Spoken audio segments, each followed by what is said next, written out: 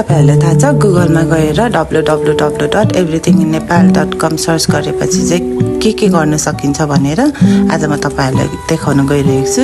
यसरी सर्च गरिसकेपछि हाम्रो वेबसाइट खुल्छ। यहाँनिर चाहिँ सबै नेपालको सिटीहरु छ अनि त्यही सिटी अनुसार तपाईहरुले इन्फर्मेसनहरु कुनै पनि प्रकारको राख्न या खोज्न सक्नुहुन्छ। यहाँनिर मैले एउटा क्लिक गरे कसैले राख्नु भएको।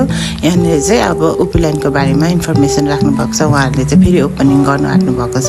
तपाईहरुले पनि यसरी राख्न सक्नुहुन्छ।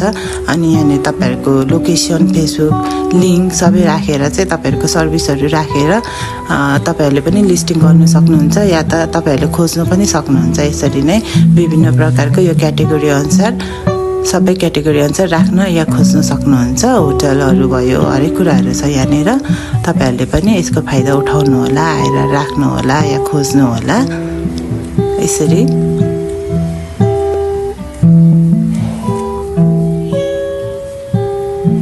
तपाईहरुले क्याटेगोरी अनुसार राख्न सक्नुहुन्छ या खोज्न सक्नुहुन्छ। अनि यो राख्नको लागि चाहिँ तपाईहरुले यहाँनिर आईडी क्रिएट गर्नुपर्छ। यहाँनिर क्रिएट गर्नको लागि यो रातो देखाएकोमा जाने अनि लगइन वा साइन अप आईडी छ भने लगइन, हैन भने साइन अप गरेर तपाईहरुले आईडी बनाएर राख्न सक्नुहुन्छ। राख्नको लागि चाहिँ अनि हेर्नको लागि चाहिँ आईडी क्रिएट गर्नु पर्दैन। Thank you.